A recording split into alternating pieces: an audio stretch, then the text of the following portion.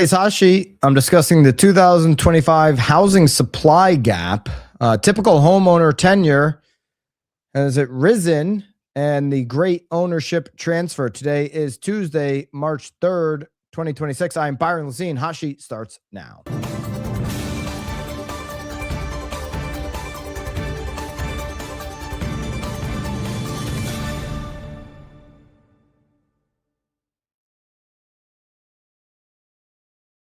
Live from Connecticut. Pleasure to be with you wherever you may be tuning in from. Thanks for taking a portion of your day to be here on the hot sheet with me live. We do this every single Monday through Friday when the markets are open. It's 9:30 Eastern time, 6:30 on the West Coast. We're reviewing the last 24-hour look back on housing, what's important from a macro perspective so that we can diffuse the confusion our customers are having because of the doomers on the internet and the media headlines that create mass uncertainty in our market. It's why the macro is just as important in the micro. You know, Bobby, I had a question from one of the knowledge brokers' comments like, well, why should we care about the macro? Well, because that's all your customers see. They don't care or they don't see things that are happening locally because your megaphone's not as big as CNN Business. CNBC outweighs your IG. And doomers chasing clickbait, they get more attention too, unfortunately, because of the basement dwelling culture across the US. It's your job as a professional to counteract that every single day. It's a challenge. Yeah, it's a hard uphill battle having clarity around the market, but it's why we connect the macro to the micro. Ivy Zellman says it best. She wouldn't even listen to somebody who can't connect the two. And so we focus here on the macro conditions to be able to better explain it to our customers. Realtor.com right now says we are still in a housing supply constraint market. The housing supply gap, according to Realtor.com, the economist team, Hannah Jones, Danielle Hale, they do a great job. Unbelievable data. They're calling the gap of housing supply now exceeding 4 million homes over the past year. Okay.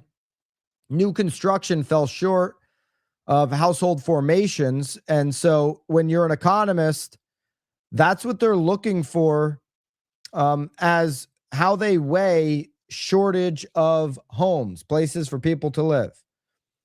How many homes are we bringing online versus how many household formations are happening across the U.S. And between those two variables, it has now widened the gap to over 4 million homes. We've heard analysis of we're in a 2 to 7 million home shortage. I've also offered up contextually, you got to dig into that. Are we talking about the areas of the country that need more homes? We're just talking about generally dumping more homes across Sunbelt states. We know when you have an increase of homes like you have in Sunbelt states, that inventory does put downward pressure on pricing. So if we're trying to solve for affordability, that's one way to do it. But this analysis here, Realtor.com is presenting is like saying, hey, we just don't have enough homes, point blank.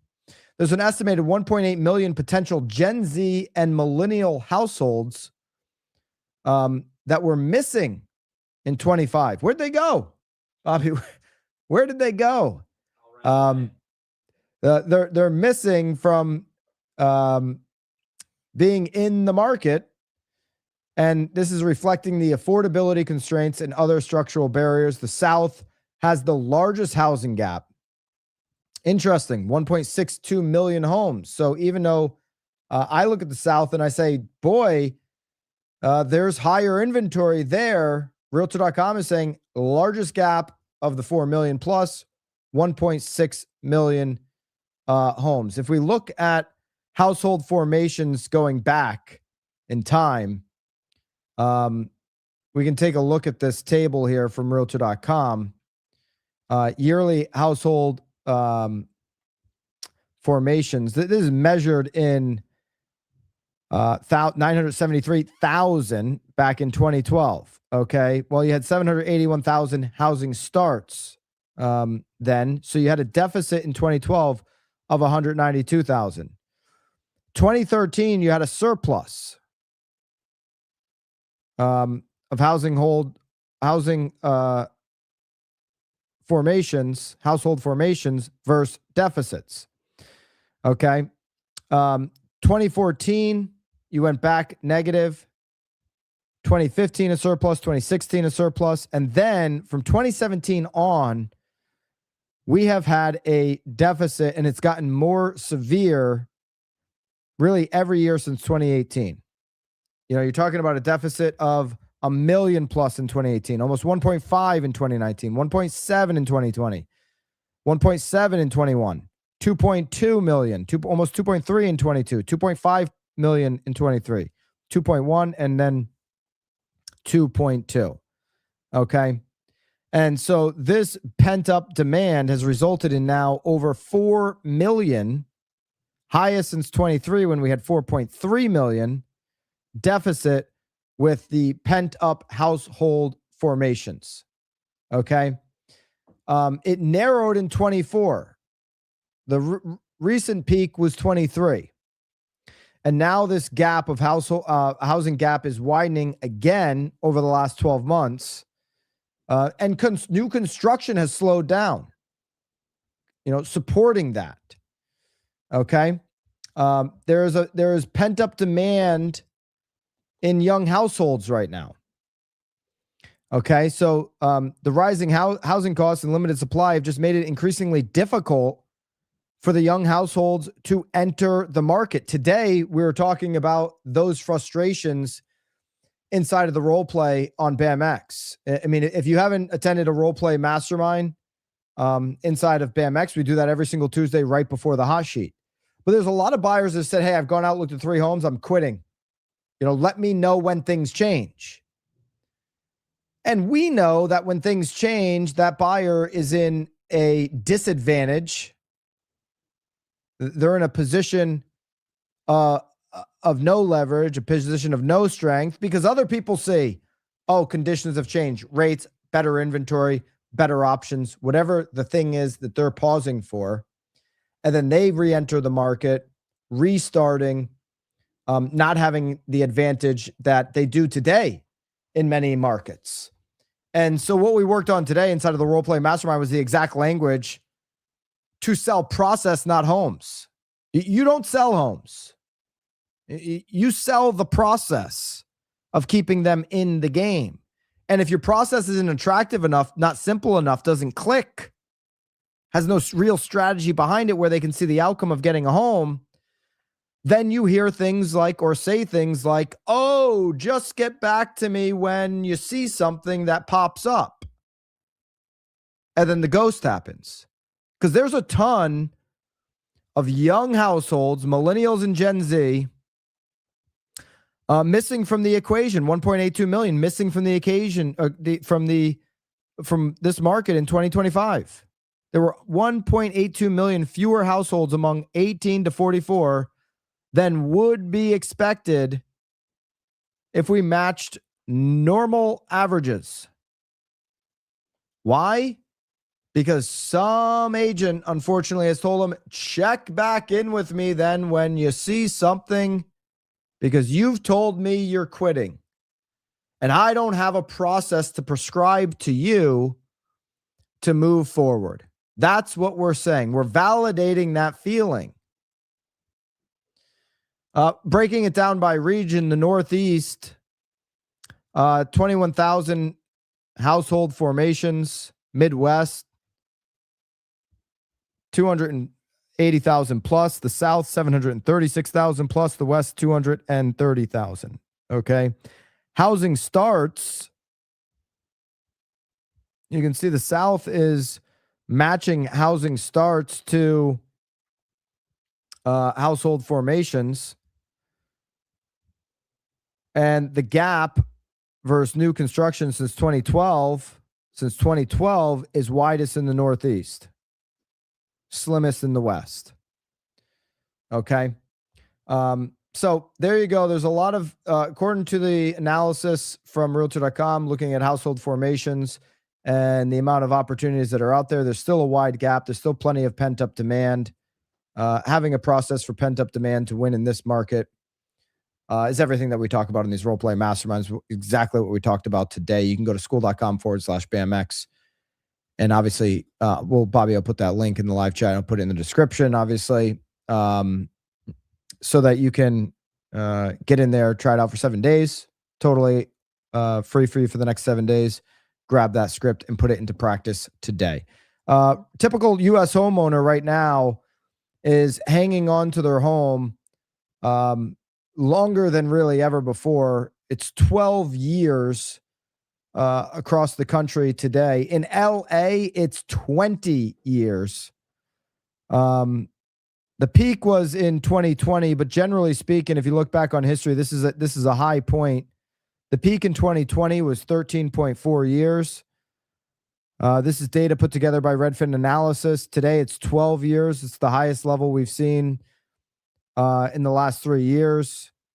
We've seen this considerably go up over time. You think about, in the 2000s, we were in single digits. I mean, we were in single digits on homeowner tenure until really 2013, 2014. And now we're strongly in double digits since that time period. And while we saw a little bit of a relief after 21, that number now has started to go back up. It's 12 years across the U.S. And in some areas like California, homeowners are staying the longest. Some of these higher priced markets, it's like, I just can't even imagine moving. I'll just stay put. That's what's happening in LA, where it's 20 years. That's what's happening in San Jose, where it's 18.7 years. If somebody says, I want to do a direct mail campaign, like if you were going to do geo farming in San Jose, and the average turnover is the average tenure rather is 18.7 years. Imagine what the average turnover is. Direct mail in San Jose on geo farming, probably not a brilliant move in most neighborhoods. San Francisco, 16.5 years. San Diego, 14.5 years. Riverside's over 12. Now, affordable markets, this is maybe where geo farming is a good idea from an agent perspective. Affordable markets, vacation destinations, higher home turnover, lower home tenure. Louisville, okay, typically 8.3 years and they're selling. Vegas, 8.8. Vegas, high turnover, very transitory market. Okay, geo farming in a high turnover market, it can work. It's a strategy that's proven out over time. Charlotte, 9.2 years. Orlando, 9.2. Raleigh, 9.3. Okay. So here's your 41 most populous markets. We'll pick out some others. Again, higher price markets, low inventory. Providence, over 17 years on the turnover. Philly, 16. Pittsburgh's over 15. New York's over at 15 months. Okay. Hartford's over 13. Chicago's over 13. DC's over 13. Some of the other markets, Tampa. Okay. One thing I know about some of the Florida markets, you think high retiree, that type of thing. Retirees got money. They get bored easily and move down, buy a house for 3 months, or 3 years. It's not the exact part of Tampa, not the exact part of Naples, not the exact part of Sarasota that I want. I'm bored. I want to redo another home. This is exciting. Let me go and move. High turnover. Sunbelt, high turnover. Phoenix, Nashville. Okay. That's why when Sirhan and I did the fireside at his conference last year, I think that was in Orlando, and we were talking about picking the right market, or no, we were talking about starting over. What an agent should consider starting over. You should pick the right market, number one. Okay, like, hey, I'm sure San Jose is a beautiful place. It's not the first market I'd pick if I'm starting over and I've got every option available to me. High turnover, more transactions, more opportunity. Okay. We've got a McKinsey report here. Okay. McKinsey put out a report recently, and they're talking about, this is the McKinsey Institute for Economic Mobility. Okay. This is the report that they put together. They're making the claim that the United States is heading into a great ownership transfer. They're calling for about 6 million small and medium-sized businesses facing ownership transitions by 2035. So you may have heard this labeled differently. The baby boomer wealth transfer. By 2035, about 6 million small and medium-sized businesses, SMBs, will face ownership transitions as baby boomers check out. I'm going to the sand. I'm going to the beach. I'm going to the desert. It's time for me to relax. Somebody else can buy this company or run this company. You know, a transfer could be a sale for the company or transferring it into a younger generation. So the wealth transfer that's going to happen here, 6 million potentially of these by 2035, according to McKinsey Institute. It's more than just, okay, what are they going to do with the house? Are they going to buy another house? Where are they moving to? It's the business. It's some of the investments. It's some of the assets, all of it. Okay. More than 1 million firms are viable candidates for sale, setting up potentially $5 trillion in enterprise value.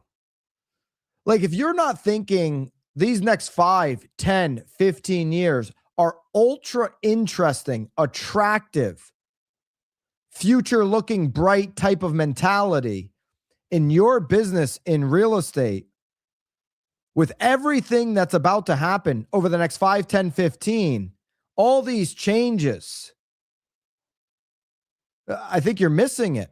I get it. There's uncertainty. We're in the wild, wild west. NAR and the MLS just took their biggest blow ever. It wasn't the lawsuit. It's what the announcements were that I'm going to be talking about today on the Real Word podcast with Compass and Redfin. Like, yeah, I get it. The industry is probably going into self-governing. There's a huge debate versus is self-governing better than MLS, NAR governing? Like, there's uncertainty in your business, but there are going to be massive winners. Don't read into who I'm thinking is going to win just by saying that Redfin and Compass made a little deal. I'm not claiming winners there. I'm saying the market is opening up. There's a lot of transition, a lot of transfers. There's a lot of wealth that's going to be moving around, and there's going to be a ton of unique opportunities. 90% of all the companies in the U.S. are small businesses, and not 90% of them are going to be put out of business because of AI. A lot of small businesses are going to be around in 5, 10, 15 years. I promise you that. Small businesses employ 60 million workers, nearly half of the U.S. workforce. It's 35% of business revenue, SMBs, small, medium businesses. Okay. And the ownership transition is distributed unevenly across geographies. So there's opportunities in different places. This report, by the way, I mean, it's a long, in-depth report. McKinsey, you've probably heard the name. Here's some of the highlights. This one in a generation wave is imminent. Okay. You've got the 6 million businesses. It's 5 trillion. SMBs are a cornerstone of the U.S. economy. Ownership transition risk is distributed unevenly, meaning rural areas are particularly exposed to this. In some sparsely populated states, small businesses account for more than half of total employment. So a failed transition can stall economic mobility across those smaller communities, right? Cities is more big business. Participation gaps represent both risk and major wealth building opportunity. See, I look at the building opportunity. Think about how many business owners, okay, might have a piece of real estate, these small business owners, that is associated with their business. I mean, this to me is one of those unique opportunities over the next 5, 10, 15 years, sitting inside your market that really never hits the MLS, that really doesn't have a clear problem solver. Under only 28% of transferring value would accrue to certain demos. Closing participation gaps could unlock up 3 trillion new household wealth. There's just a ton of opportunity as baby boomers are exiting, and it's not just the houses that they own. Yeah, I think Ron, I think this is a huge opportunity for commercial agents. Clearly, commercial agents are probably a little bit better positioned, but I'd be thinking about how this impacts my community. The community impacts is going to impact the viability of residential for you. Here's just the wave of baby boomers retiring. Okay. And I know people retire later. But this is as of 2025, the age structure of the U.S. population in millions. Okay. And so you've got 55 and over. That's 17.3 million. 60, I'm sorry, 55 to 60, 17.3 million. 60 to 65, 13 million. 65 to 70 right now is 10 million. Okay, so you've got 11% of the U.S. population between 55 and 65. Over the next 5, 10 years, that population group is making moves. 35.3% of the population right now, more than 1 out of 3 people walking around, is over the retirement age, making moves on their next chapter in life. This is all happening now, and it's quite interesting that it's not just the residential, it's every impact of your community. All right, 10-year, the impact of everything going on here across globally, obviously, Middle East, has actually caused the 10-year, if you missed it yesterday, to move up over the last 24 hours. The 10 years at the highest level of the last 24 hours. It's only risen. Typically, you could see long-term investments flow, making the price of 10-year go higher while the yield would go lower. Nope, the yield's gone up and the demand hasn't been as high. Mentioned yesterday, well, the markets might believe that this conflict is not going to be a multi-year conflict. It's going to be an in and out. And they haven't moved their money over to the 10-year. You just see gold pop. That being said, this is interesting here. Okay, Dow's down over 1,000 points now because of surging oil and bond yields. Okay, as this conflict deepens. So what happened yesterday was the equities moved down and then recovered. Okay, but to start the day today, another 24 hours, another night of analysis, investors are saying, let's check out of some of these equities, some of the short term. And we're not seeing that money flow in just yet to the U.S. long-term bonds, 10-year Treasury up. We saw great momentum there. Usually you would see the opposite of what's happening right now if there's a belief that there's going to be a long, drawn-out war scenario. With that increase in the 10-year yesterday, we saw the 30-year have a sharp bump up from where we were. We've seen these multiple times over the last 3+ years, sharp increases on global or economic news. These moments in time when we get 599 and the whole industry wants to do the Macarena, well, it should have replaced the Macarena with a call and locking in a buyer who's been waiting for a 5 handle. 6.12 yesterday was the reading. That could increase today off of this 10-year increase. Last week's weekly at 598, short-lived, back up over 6. Danielle Hale might be doing the Macarena over at Realtor.com because now her prediction that she made of about 6.25 maybe starting to have more chance of happening. All right, 2 things that are happening right now that you need to be aware of, both free. Sign up today.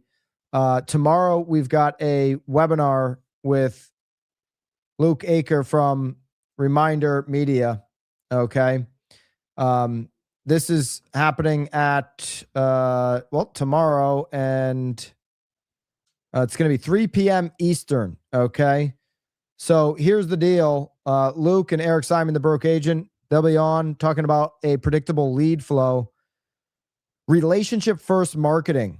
Okay. This formula is used by top agents. If you're tired of chasing and want to understand what Luke's worked on with more than 150,000 real estate agents, in which he's built the FIT framework to close with his brother's company, where they tested it, 250 deals last year, doing the exact relationship first approach within his sphere and database. Then you make sure you want to sign up for this. The link is down below. Is it in the live chat as well? Bobby's putting it into the live chat now. I don't know how you'd sign up without the link, so it'll be in the description on replay. Bobby's throwing it into the live chat. Also, my friends over at Raise, Rayse. I would check your MLS if you have Raise. If you have it, it's going to be in your MLS already. It's going to be free for you. Here are a number of MLSs that have it. Okay. If you want to be able to showcase full transparency, what you're doing with customers, Raise solves that problem. Here are the MLSs on the screen. Some of the MLSs, more coming, that have it. Okay. Marquee Lemons is going to be hosting a masterclass, special guest, Christian Dwiggins. He's the CEO of Raise. It's James Dwiggins' brother. And this masterclass is happening. When is this masterclass, Bobby? Do you have that in front of you? Why am I getting information here and I don't have the time slot in front of me? March 5th. Okay, so that's why we're talking about it today. It's going to be the day after tomorrow, March 5th, 7 p.m. Eastern. We've got the link down below for you to sign up for that. So 2 opportunities there, things that are happening this week that I thought were worth mentioning to you. BAM webinar tomorrow with Luke Aker from Reminder Media. And then Raise's masterclass happening the following day. All right, there's your hot sheet. I'll be back on the channel here today with a new Real Word podcast breaking down the CIH Compass International Holding announcement in partnership with Redfin, Rocket Redfin. I'll give you my exact thoughts on that later today on the pod. Until then, have a great day. Toodaloo.